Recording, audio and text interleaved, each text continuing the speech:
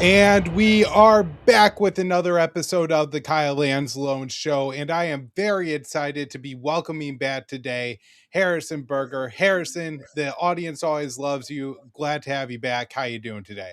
It's really great to be here, Kyle. Thanks so much for inviting me back.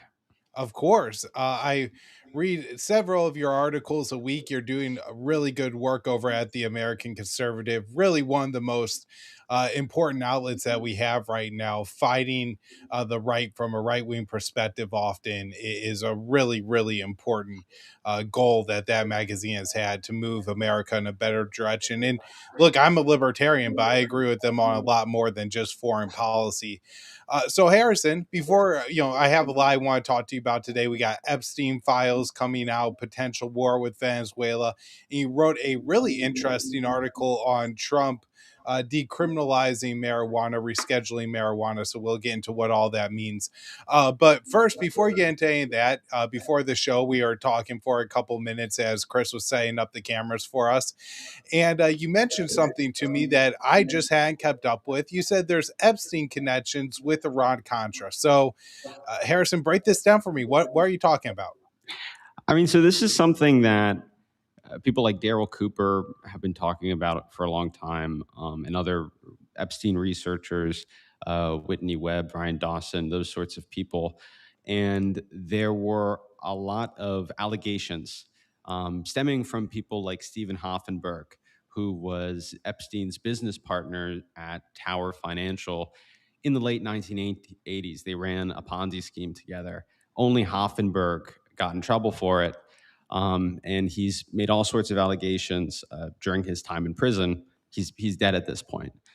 About Epstein's involvement with Iran-Contra and business associations or business relationships with the deep state, or individuals in the deep state who are deeply involved in organizing Iran-Contra.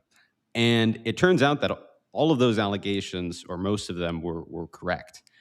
That's what the reporting from Drop Site News and the American Conservative revealed this week. We know that he did devote his adult life to Israel, in that he maintained close proximity with members of the deep state who themselves also had ties to Israel and were working with Israel in Iran-Contra. I guess it's important to explain what Iran-Contra was and some of the kind of misunderstandings about it. Yeah, go ahead. Give a brief overview. I mean, it was really Iran-Israel-Contra. That's, I think, the best way to understand it. And the Israel connection has kind of been suppressed. There are two stages to Iran-Contra. There was the first, which was in 1984 and 1985, where the goal was using Saudi Arabia to sell arms to the Contras. That, for obvious reasons, caused a major stir with the Israel lobby and AIPAC in the United States. And so I think it was the National Security Advisor at the time, Robert McFarlane. He redirected that to be for Israel. So we were using Israel to funnel arms to the Contras. Great. So now, like, where exactly Epstein's role? Well, I mean, his role is that he's in close proximity to the deep state actors who are involved in Iran-Contra, specifically Douglas Leese, Stan Pottinger, and Cyrus Hashemi. So, And yeah, no, go ahead. Go ahead. which one should I start with? I can start with Stan Pottinger. So, I mean, Stan Pottinger was this figure in Iran-Contra who was this kind of deep state figure. One second, can I have a minute? Yeah, so I guess Harrison will get us back here in a minute. And I mean, this is all so fascinating to me, how we're getting these documents in just this very slow fashion. The government's refusing to give them up, and yet we're still finding these just huge, I would say, earth-shattering type disclosures like this. Epstein having a hand in Iran-Contra, and of course, John Mearsheimer. Harrison, I think we have you back, so Yeah. I'll let you go on. All right. So I apologize, and I'll explain a bit of just my error there. There's a lot of people and there's a lot of facts, and I'm trying to kind of just run through them, and as you could see, the article was very long. But I'll walk through each one carefully, and I don't want to misstate anything either. The first one is Douglas Leese. Douglas Leese and Jeffrey Epstein had a business relationship in the early 1980s that Epstein actually denied. And he denied it to Vicky Ward in Vanity Fair in 2003. Uh, Douglas Leese was one of the main procurers of the arms for Iran-Contra. And it turns out that he went to visit him in London a lot in 1981. All right. And so next up here. The next one would be Stan Pottinger. Stan Pottinger was a deep state official who was deeply involved with the Department of Justice in the 1960s. He helped to suppress, or he helped to do the investigation on the MLK assassination, and U.S. government involvement in it. And he determined that the U.S. government had no role in it. In the 1980s, he helped to work with Cyrus Hashemi, who was the Iranian banker who was helping to funnel these arms to the Contras. And it turns out that this guy, Stan Pottinger, and Epstein shared a business office together in New York City in the 1980s, and this was all denied. So, I mean, Harrison, this is all really fascinating. Overall, just what would you know, if we're talking about Epstein, what we're getting from these disclosures, how much information do you think we're actually getting from the? Because I haven't had the time to go through all of them, but it seems like there's an awful lot of redactions still in these files. I mean, we're not really getting much from the uh, disclosures in Congress themselves, or what Trump signed into law, and I think that's by intention. There was language in the bill, as Michael Tracy pointed out, to allow them to redact anything that would put victims at risk. Um, there's one more important point to Iran-Contra that I want to mention, and it was in the story, which is the planes, and this is kind of key. And I apologize for being a little nervous 5 minutes ago about just going through all these people. I can do a little better now. The planes that we were using to funnel arms to the Contras, and which were actually shot down uh, by the Nicaraguan rebels, which revealed Iran-Contra in the first place, was called Southern Air Transport. And this was a CIA proprietary plane. And it turns out that Jeffrey Epstein in the 1990s negotiated for this plane to be moved to Les Wexner's base in Ohio. And we actually contacted an investigative reporter in Ohio named Bob Fitrakis, who took us through his own investigations in the 1990s, so before Jeffrey Epstein was even a known figure and a household name.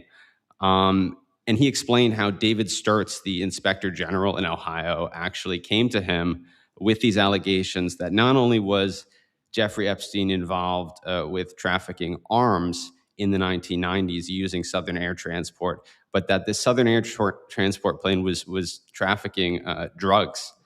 And the reason for this was because in 1996 in Alabama, a Southern Air Transport plane was actually caught trafficking cocaine in Alabama.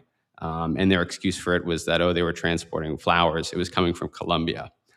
And so because of that, they were looking into Les Wexner and Jeffrey Epstein. At the time, Jeffrey Epstein was had power of attorney for Leslie Wexner, and he negotiated for tax breaks for this plane to come for this company, Southern Air Transport, to come to Miami, to Ohio. And so questions exist about what Jeffrey Epstein's role. I mean, I wouldn't say questions exist anymore. We know what they are. Just the fact is that Jeffrey Epstein was in business relationships with people like Cyrus Hashemi, who was the main arms broker for Iran-Contra. He was at the same time in a business relationship with Stan Pottinger and with, I apologize, Stan Pottinger and Douglas Leese, the arms broker in Iran-Contra. And so it's very likely that he was also involved in Iran-Contra. The extra person who was involved in Iran-Contra, who Jeffrey Epstein was associated with for pretty much his entire life, was Ehud Barak, who was the chief of military intelligence for Israel. And a former prime minister, of course. Right. I guess I really hope that there is enough pressure on Congress to put on the government to get some real disclosures in all of this. I think there's so much yet to be learned, and that could really maybe change things in this country. Even digging up this stuff on Iran Contra, this is an event that a lot of people at least vaguely know about, and I think it's brilliant for you to reframe it as Iran Israel Contra, because that's a really important player in all of this who's really been able to erase their legacy. Now, Harrison, I do want to ask you too about Venezuela, because we've gotten some crazy news out of Venezuela this past week, or about Venezuela out of Washington this past week. I know you covered this at the American Conservative.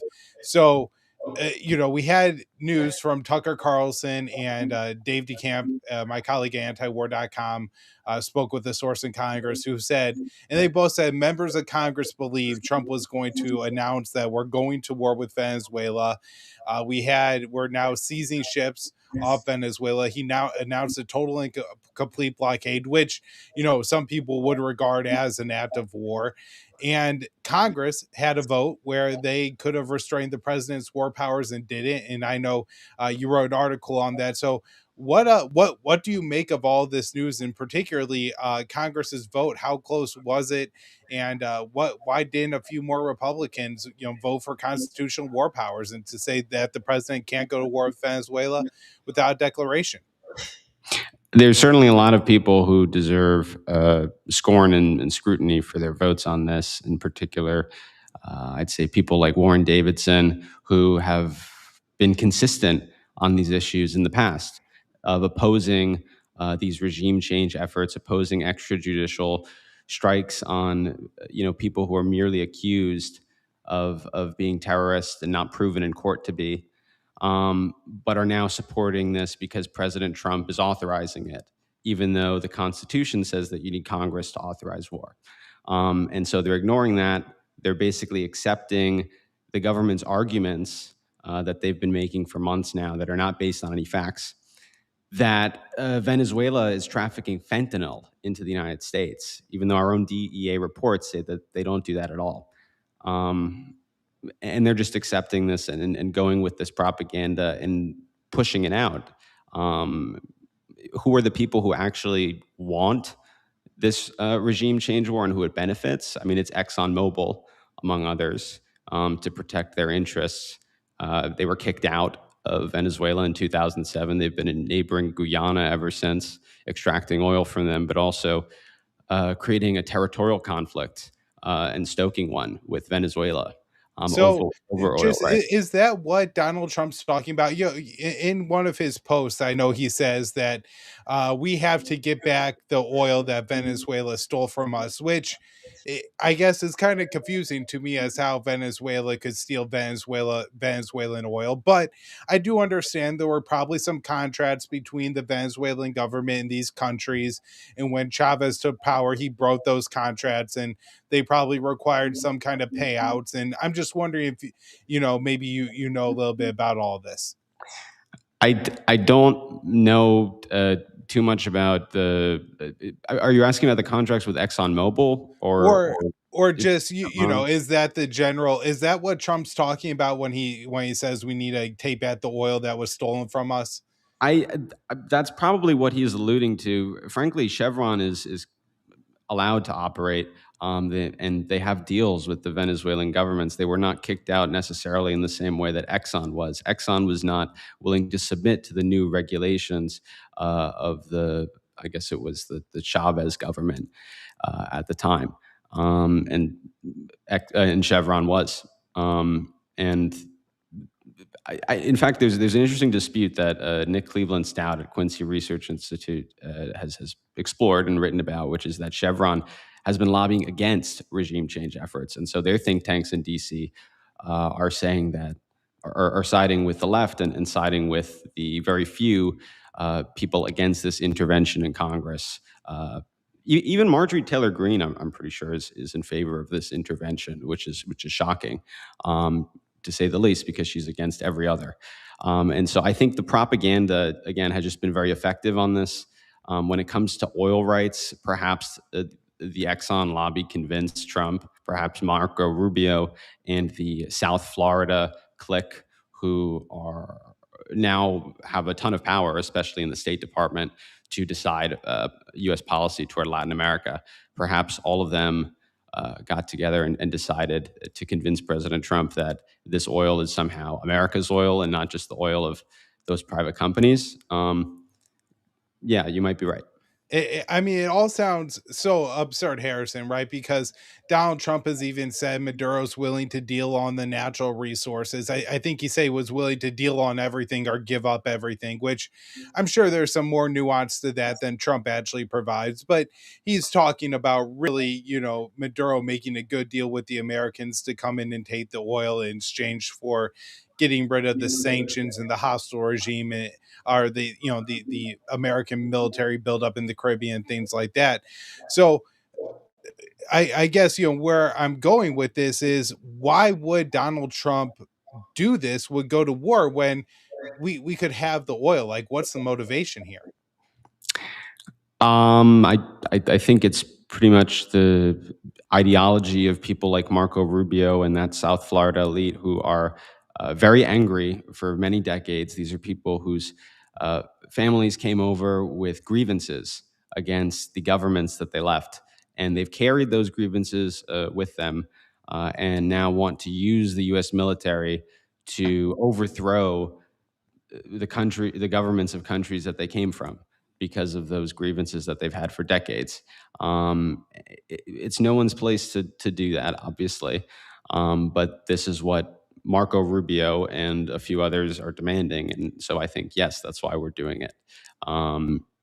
It's a good point to make. That, as you mentioned, Maduro has offered the United States all the oil and pretty much any resources that we want. So there's no reason for this at all. Yeah. Well, I completely agree with that, and it's really shocking to me. But I do think a lot of this is about Cuba. It's not even about Venezuela. That Marco Rubio believes in order to get regime change in Havana, you first need to have regime change in Caracas, and he's willing to destroy a country of 30 million people in order to, what he would see as liberating an island closely off the American coast, because Maduro will trade oil and other resources for I think they give a lot of like military support as far as training and technology, and then also doctors more famously and things like that. So Harrison, I have this clip here of Lindsey Graham speaking about Venezuela and what he would like to see happen.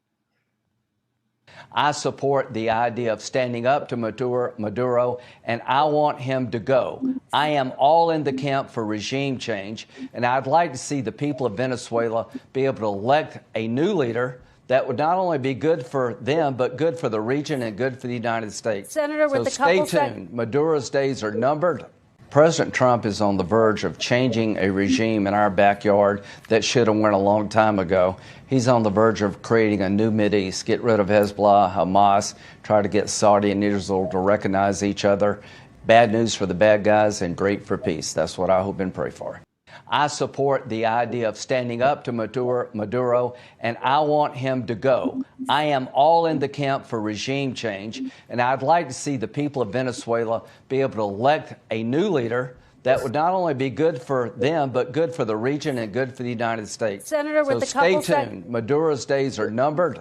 President Trump is on the verge of changing a regime in our backyard that should have went a long time ago. He's on the verge of creating a new Mideast, get rid of Hezbollah, Hamas, try to get Saudi and Israel to recognize each other. Bad news for the bad guys and great for peace. That's what I hope and pray for. I support the idea of standing up to Maduro, and I want him to go. And I want him to go. I am all in the camp. So, Harrison, this is just a clip of Lindsey Graham saying the same thing over and over again. And while it's comical because this man knows nothing about Venezuela, he doesn't understand the complexities of this or the ramifications, or if he does, he doesn't care. At the same time, he seems to get his way a lot when it comes to the wars he wants America to fight. So, what do you think the chances are here that Trump is really moving towards an actual war, an actual regime change effort against Venezuela? They've escalated this week to seizing Venezuelan oil ships in the Caribbean. We are climbing up the escalation ladder. It's the worry. You're absolutely right to point that out. We're, basically seizing these vessels against international law. It's unprecedented.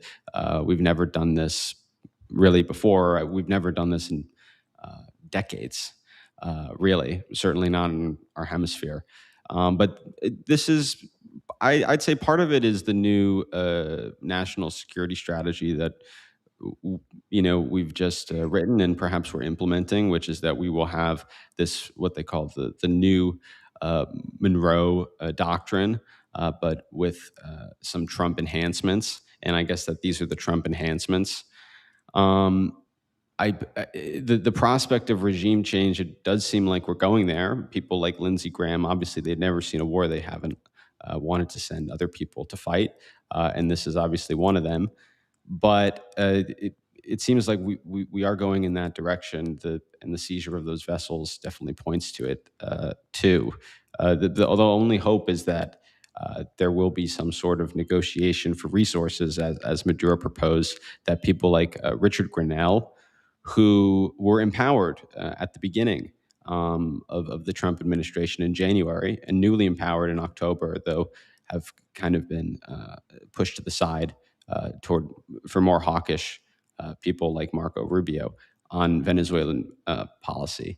But they were proposing basically that there's no need for regime change, that's not necessarily in the United States' interest anyway, that we would have just a flood of migrants and refugees from any conflict coming to the United States, as we have with every other conflict we've pursued in the last 20 years, whether it's with Somalia or Afghanistan.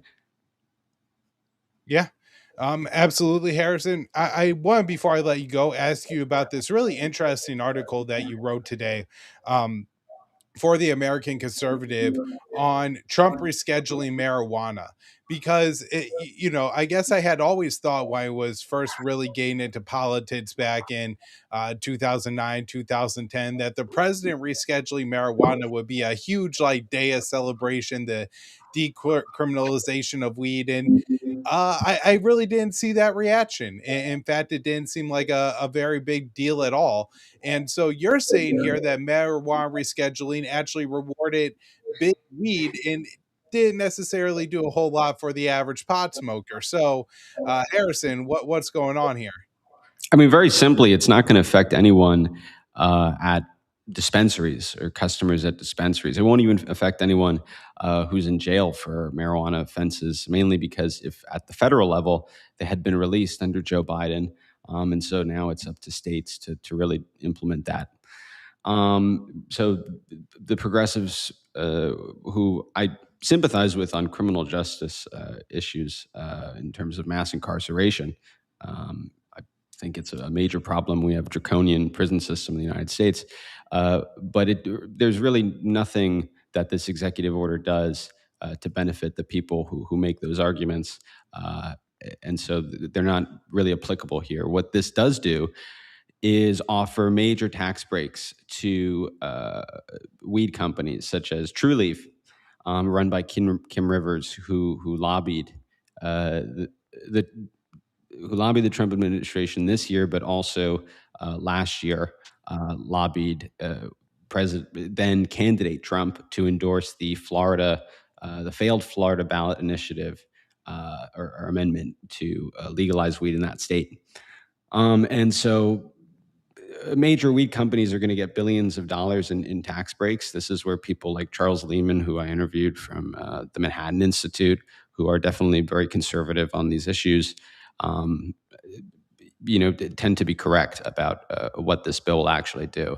It's just, a financial break for major for big pot, in the same way that it would be for like big tobacco, and therefore it's something I think to criticize and scrutinize. I mean, this says a lot about how our countries run, right? Where even the legalization of marijuana turned into a massive lobbying corruption scheme, right? Where rather than this just being the hippies being able to grow their pot in their backyard and smoke it with their friends outdoors and things like that, you have in every state, right? The legalization bills all have written into them that they're only going to give away like 2 or 3 license to grow. And so this allows the people to establish, if not a monopoly, a very large chunk of the market that's exclusive to them and a few other people.